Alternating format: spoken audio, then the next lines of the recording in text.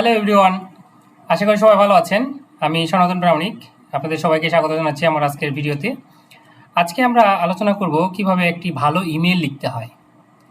Basically আমরা সবাই যারা ডিজিটাল যুগে বসবাসকারী সবাই মোটামুটি ইমেলের দরকার পড়ে। যারা প্রফেশনাল লাইফে আছেন, যারা স্টুডেন্ট অথবা এমনিতেই স্টুডেন্ট লাইফেও তো ইমেলের দরকার পড়ে, ফ্রেন্ডদেরকে ইমেল করা। আগের যুগে চিঠি লিখতো মানুষ, এখন আমরা ইমেল লিখি, ডিজিটাল চিঠি। সো সেই চিঠিগুলো কিভাবে ভালোভাবে লেখা যায়, তো সেটা আজকে আমরা দেখব। অনেক সময় আমাদের যারা স্টুডেন্ট লাইফ থেকে প্রফেশনাল লাইফে আসবো, ওই সময়টাতে চাকরির জন্য চেষ্টা করি, চাকরির জন্য আমরা ইমেল করি। তো সেই ইমেলগুলো ঠিক মতো হয়তো লেখা জানি না, আমরা না জানার কারণে অনেক সময় ভুল করে ফেলি। তো সেই ভুলগুলো যেন না করি, সেটার জন্যই আজকে ছোট্ট করে কয়েকটা বিষয় আলোচনা করব। তো আশা করি যে সেটা ভালো লাগবে এবং আপনাদের কাজে লাগবে। তো চলুন, তার আগে আমার এই ধরনের আরও কিছু ভালো ভালো ভিডিও আছে আমার চ্যানেলে। আমার চ্যানেলের একটা গ্লিম্পস আপনাদেরকে দেখাই। সো আমার ইউটিউব চ্যানেল এটা। এই চ্যানেলে আমি বিভিন্ন টপিক নিয়ে ভিডিও পাবলিশ করি। Microsoft Excel, Word, Google Docs, Google Sheet, PowerPoint. So এই ধরনের বিষয়গুলো, আরও কিছু প্রফেশনাল ভিডিও আছে, কিছু টিপস অ্যান্ড ট্রিক্স আছে। সো আপনারা চাইলে আমার চ্যানেলে সাবস্ক্রাইব করে এই ভিডিওগুলো দেখে নিতে পারেন এবং পাশাপাশি লাইক কমেন্ট করে আমার সাথে থাকবেন, এটা আশা করছি। সো কথা না বাড়িয়ে চলুন আমরা দেখি কিভাবে ইমেল, ভালো ইমেল লেখা যায়।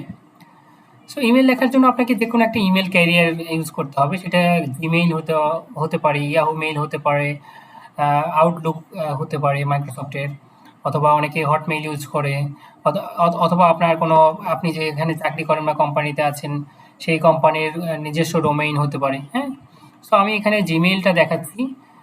এখানে আমার এটা একটা জিমেইল। এই জিমেইলে প্রথমে জিমেইলে এন্টার করতে হবে আপনাকে, তাই না? জিমেইলে এন্টার করার পর আমরা কম্পোজ মেইলে চলে যাব। কম্পোজ মেইলে আসলে এরকম আসবে, একটা উইন্ডো আসবে। সো এটাকে আপনি এখানেও লিখতে পারেন অথবা এটাকে বড় করেও নিতে পারেন। সো আমরা একটু বড় করে নিলাম। বড় করে নেওয়ার পরে প্রথমেই যে বিষয়টা আছে সেটা হচ্ছে টু। সো টুতে আমরা পরে যাব। একটি ভালো ইমেল লেখার ক্ষেত্রে বা ইমেলের সাবধানতা হিসেবে টুটা সবার শেষে লিখতে হয়, যে আপনি কাকে পাঠাবেন। প্রথমে আমরা যে কাজটা করতে পারি সেটা হচ্ছে একটা সাবজেক্ট। আপনি যে বিষয়ে ইমেলটা লিখতে চাচ্ছেন সেই ইমেলটার সাবজেক্ট লাইনটা লেখা। সাবজেক্ট লাইনটা কি? সাবজেক্ট লাইনটা হচ্ছে যে আপনি কোন বিষয়ে লিখতে চাচ্ছেন। ধরেন আপনি কোনো জব অ্যাপ্লিকেশন করতে চাচ্ছেন, তাহলে প্রথমেই আপনাকে করতে হবে কি, লেখা উচিত হচ্ছে যে অ্যাপ্লিকেশন কথাটা আগে থাকা উচিত। যে application for the post of, অথবা ফর দ্য পজিশন অফ, আপনি যে পোস্টের জন্য অ্যাপ্লাই করছেন। অথবা এটা হতে পারে যে application for the position of finance executive, application for the post of cashier, application for the post of general manager, something like this, তাই না? সো স্পেসিফিক একদম, যে অ্যাপ্লিকেশন করতেছেন কার জন্য? জেনারেল ম্যানেজারের জন্য। অ্যাপ্লিকেশন করছেন ফাইন্যান্স এক্সিকিউটিভের জন্য, অথবা অ্যাপ্লিকেশন করছেন হেড অফ ফাইন্যান্সের জন্য। এরকম সাবজেক্ট লাইনে স্পেসিফিকভাবে লিখতে হবে। এর পরের যে বিষয়টা থাকে এটা হচ্ছে ইমেল বডি। এই যে আমার মাউস পয়েন্টার খেয়াল করেন, এই যে ফাঁকা জায়গাটা সবচেয়ে বড়, এটা হচ্ছে ইমেল বডি। এই জায়গাটাতে ইমেল, আপনি যে ডিটেল ইমেলটা হবে সেই ইমেলের বিষয়বস্তুগুলো এখানে থাকবে। সেখানে প্রথমেই যে বিষয়টা থাকে সেটা হচ্ছে যে আমরা গ্রিটিংস করতে ভুলে যাই। আমরা যে ভুলটা করি নর্মালি, অনেকেই করি, গ্রিটিংস করতে ভুলে যাই। গ্রিটিংসটা কি? আপনি যে ব্যক্তিকে ইমেলটা করতে চাচ্ছেন সেই ব্যক্তিকে প্রথমে একটু সম্ভাষণ করা। আমরা যেমন কোনো আপনার কলিগের সাথে বা ফ্রেন্ডের সাথে দেখা হলে প্রথমেই জিজ্ঞেস করি না আমরা, যে কেমন আছো, কেমন আছিস, বা কোনো সিনিয়র হলে পরে বলতে পারি কেমন আছেন ভাই, কেমন আছেন আপা, তাই না? এই ধরনের কথাগুলো।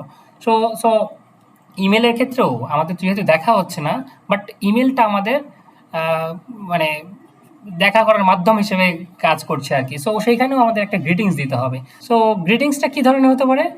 প্রথমে আপনি যদি সকালে ইমেলটা করেন তাহলে বলতে পারেন গুড মর্নিং, বিকেলে করলে গুড আফটারনুন।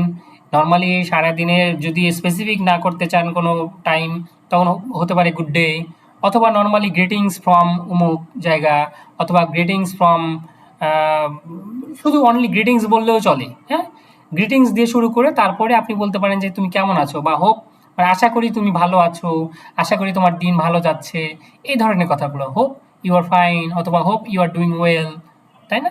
এই জিনিসগুলো যদি যখন লিখবেন তখন ইমেলের শুরুটা ভালো হবে। এরপরে যে জিনিসটা আসবে, ধরুন আমি একটু লিখে দেখিয়ে দিই, যেটা যেমন এটা আমি ধরেন লিখলাম ডিয়ার, প্রথমে তো একটা সম্ভাষণ, তাই না? ডিয়ার এক্স অথবা ডিয়ার মিস্টার এক্স, যেটাই বলেন না কেন। এরপরে বললেন যে good day, good day, hope you are fine বা ওয়েল আছি। আমি ট্যাপ দিয়ে দিলাম, এটা অটোমেটিক চলে আসলো, তাই না? তো আমার গ্রিটিংসটা কিন্তু হয়ে গেল। এরপরে আপনার ইমেলে আপনি কি বলতে চাচ্ছেন, বডিটাও হতে হবে ক্লিয়ার, স্পেসিফিক হতে হবে।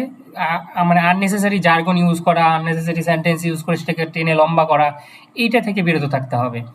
ইমেল আসলে ছোট করে লিখলে পারে যতটুকু মানে সেটার আবেদন বাড়বে, বড় করে লিখলে কিন্তু এই আবেদনটা হারিয়ে যায়। মানুষ এখনকার যুগে এত ডিটেল পড়তে চায় না, যত অল্প কথায় বোঝানো যায়। সো কনসাইজ করতে হবে আপনাকে। সো বডিটা যত কনসাইজ করবেন, এবং বাট আবার মেইন থিমটা যদি হারিয়ে যায় সেটা আবার সমস্যা। মেইন থিম থাকতে হবে, সো কনসাইজ হতে হবে। এরপরে যে পার্টটা আসে ইমেলের, সেটা হচ্ছে যে ক্লোজিং। ক্লোজিংটা কি? ধরেন বডিতে আপনি প্রথমে কিছু বলে নিলেন, বলে নেওয়ার পরে যেমন যদি আমি বলি যে কোনো ইনভাইটেশন দিচ্ছেন আপনি কাউকে, সো আপনি তাকে আসার জন্য বলতেছেন, এটা হচ্ছে ক্লোজিংটা দিতে হবে। ক্লোজিংটা কি, যে কি অ্যাকশনটা হবে, বা আপনি তাকে কি অ্যাকশন সাজেস্ট করতেছেন, কি আপনি চাচ্ছেন, অথবা কি করলে এটা এই যে বিষয়টা সাবজেক্ট লাইন সেটাকে সার্ভ করবে। যেমন আপনি কোনো অ্যাপ্লিকেশন করতেছেন, সো অ্যাপ্লিকেশনের এই বডির শেষের দিকে এসে যে ক্লোজিংটা, সেই ক্লোজিংয়ে আপনি বলবেন যে আমি চাই যে তুমি আমাকে কল করো, আমি আরও ডিটেল তোমার সাথে এই বিষয়টা নিয়ে আলোচনা করতে চাই। সো এইরকম কথাগুলো, হ্যাঁ, সো এইরকম কথাগুলো আপনি লিখতে পারেন, সেটা হচ্ছে ক্লোজিং। এই ক্লোজিংটা যখনই লেখা হয়ে যাবে, এরপরে যে পার্টটা আসবে সেটা হচ্ছে সাইন অফ। সাইন অফটা কি? তাকে ধন্যবাদ দেওয়া, অথবা যদি কোনো খুবই সিনিয়র কেউ হয়ে থাকে, তাহলে আমরা অনেক সময় গ্রিটিংস লিখি, পড়ালেখার ক্ষেত্রে আমরা চিঠিতে লিখে আসছি, তাই না? লেটার লেখার ক্ষেত্রে যে সিনসিয়ারলি ইয়োর্স অথবা থ্যাঙ্কস অ্যান্ড রিগার্ডস, এই কথাগুলো লিখি আমরা। সো এরকমভাবে আপনি যাকে ইমেল করছেন সেটা দেখে সেই অনুযায়ী আপনি ওখানে লিখবেন। যদি কোনো ফ্রেন্ড হয় থ্যাঙ্কস বলতে পারেন, জাস্ট রিগার্ডস বলতে পারেন, অথবা কোনো কলিগ হলে পারে থ্যাঙ্কস অ্যান্ড রিগার্ডসও বলতে পারেন, রিগার্ডস হতে পারেন, বেস্ট উইশেস বলতে পারেন। সো এরকম অনেকগুলো টার্মস আছে, যে কোনো আপনি যেটা আপনার পছন্দ বা যেটা ওই ইমেলের সাথে যায়, সাবজেক্ট লাইনের সাথে যায়, সেরকমভাবে আপনি, অথবা রিসিপেন্টের সাথে যায়, ওই জিনিসটা আপনি ইউজ করবেন। এরপরে যে জিনিসটা থাকে আপনার নাম, সেটা যদি মানে আপনি যদি প্রফেশনাল কেউ হয়ে থাকেন, অথবা কলিগ, অথবা অন্য কোনো প্রফেশনাল ইয়েতে থাকেন, তখন সেক্ষেত্রে আপনার একটা email signature, detail email signature থাকলে পরে ভালো। সেখানে আপনার নাম থাকলো, আপনার ডেজিগনেশন থাকলো, আপনার কোম্পানি থাকলো, অথবা আপনি যে অর্গানাইজেশনে কাজ করেন সেটা থাকলো, সেটা অ্যাড্রেস থাকলো, মোবাইল নাম্বার থাকলো, এই জিনিসগুলো থাকে আর কি। সো এটা হচ্ছে একটা ইমেল সিগনেচারের পার্ট। আর আপনি যদি স্টুডেন্ট হয়ে থাকেন, আপনি বলে দিলেন যে আপনার নামটা, নর্মালি মোবাইল নাম্বারটাও দিয়ে দিতে পারেন যদি আপনি ডিসক্লোজ করতে চান mobile number. So that's it. এইভাবে যদি একটা ইমেল লেখা হয়, তাহলে ইমেলটা সুন্দর দেখায়, প্লাস তার পারপাসও সার্ভ করে। আমরা এই জিনিসটা অনেকেই জানি না, অনেকেই ভুল করি। আমরা আরও যে বেসিক ভুলগুলো করি সেটা নিয়ে হয়তো আমি আরেকদিন বলবো, আজকে ভুলগুলো নিয়ে না বলি। যে common mistakes in email, so এইরকম কোনো একটা ভিডিওতে আমি হয়তো ওই জিনিসগুলো ডিসক্লোজ করবো বা আপনাদের সামনে নিয়ে আসবো। সো আশা করি যে আজকের ভিডিওর কন্টেন্টটা আপনাদের ভালো লাগবে এবং আপনাদের কাজে লাগবে। আপনারা যদি এইভাবে ইমেল লেখেন পরবর্তীতে, তাহলে অবশ্যই সেটা পারপাস সার্ভ করবে বলে আমি মনে করি। সো পরবর্তী ভিডিও দেখার আমন্ত্রণ জানিয়ে আজকের মতো এখানেই শেষ করছি। ধন্যবাদ, ভালো থাকবেন।